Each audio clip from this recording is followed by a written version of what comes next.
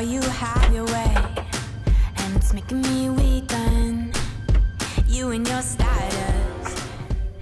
Alors, bienvenue dans ce drone shooting aujourd'hui à Montréal. On a un peu d'orage, mais je pense que ça va se calmer dans les prochaines minutes. On a enlevé les cheveux parce que c'est l'été. Alors aujourd'hui, on va expérimenter ce qu'on appelle un time-lapse. C'est une façon de shooter qui est très originale.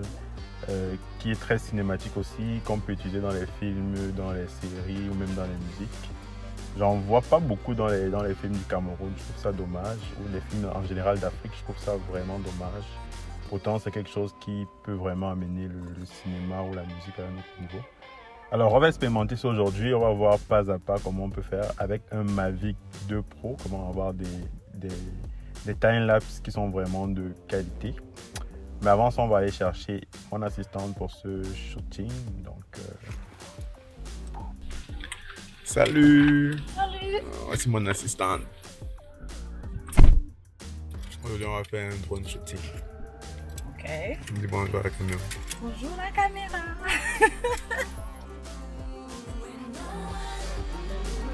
Sets my body on fire, and no one gives me shivers like you. Oh, no one does it better.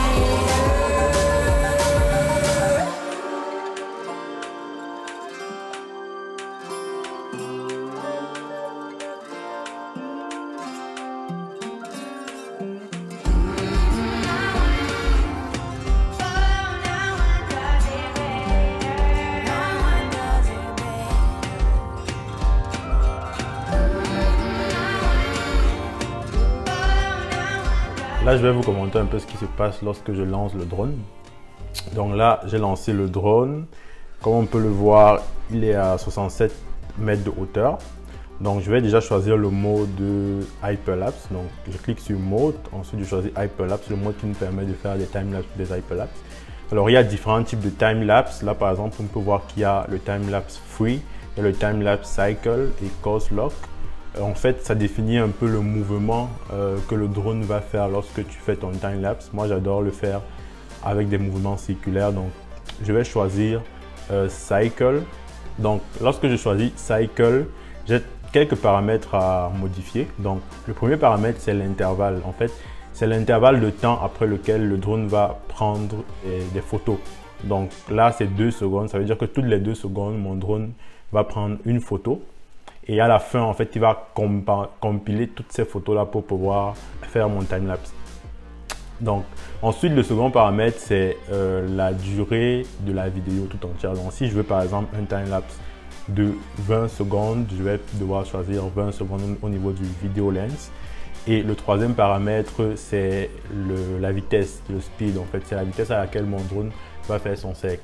Le premier paramètre qui est justement l'intervalle de temps, moi je vais le laisser comme ça, je vais le laisser à 2 secondes. Ensuite, je vais choisir la longueur de ma vidéo. Donc là, je clique sur Video Lens, je sélectionne et là, je vais choisir 25 secondes.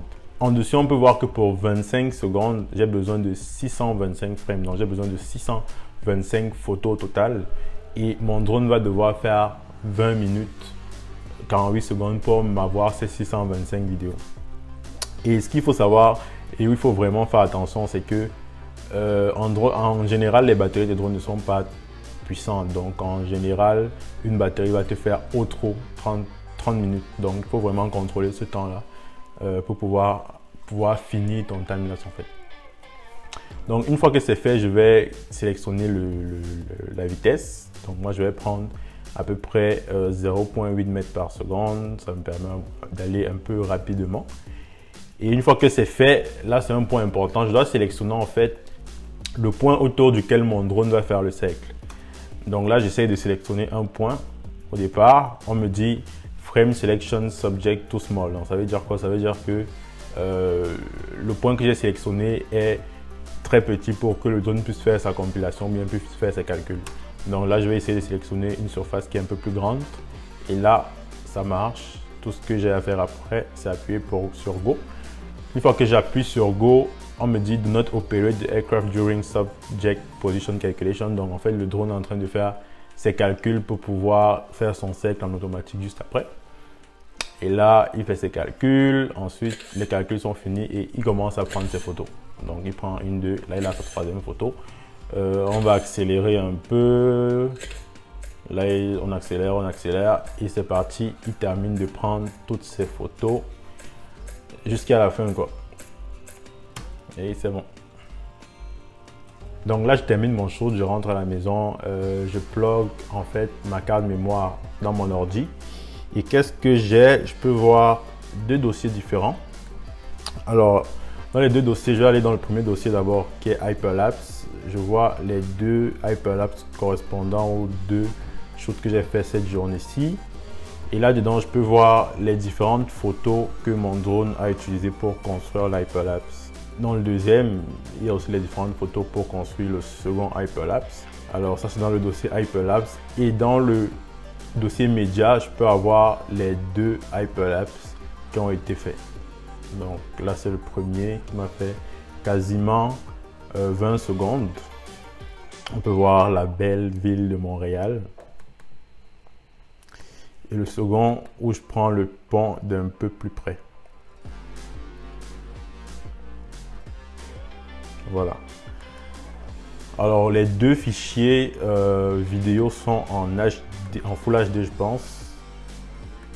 On peut voir. Alors on a 1920 x 1082 sont en Full HD.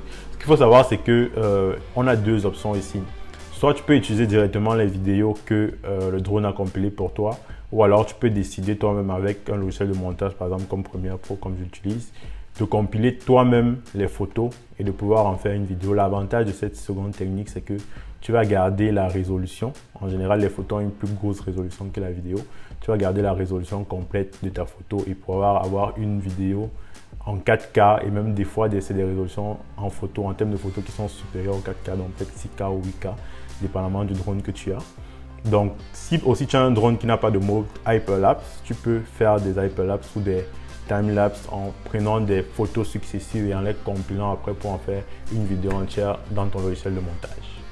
Donc voilà, nous sommes rendus au terme de cette 9e vidéo YouTube. Ça fait déjà quand même un petit bout que nous sommes ensemble. Si tu as aimé la vidéo, si tu as des commentaires, n'hésite pas à me mettre un like ou à me laisser justement un commentaire.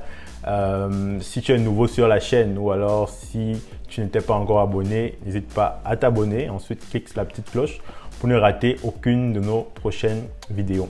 Si tu as aimé ce nouveau format de vidéo qui est un peu un mélange entre vlog et tutoriel que je trouve un peu plus digeste, n'hésite pas à me le dire dans les commentaires. Comme ça, dans le futur, on se tiendra à ce type de format-ci plutôt que l'ancien qui était un peu plus statique et un peu plus scientifique. Si tu es intéressé par le montage vidéo, tu veux te former ou si tu débutes en vidéographie, n'hésite pas à t'inscrire à notre formation qui sort très prochainement. Le lien est juste en barre de description. Et on se dit à très bientôt pour la suite.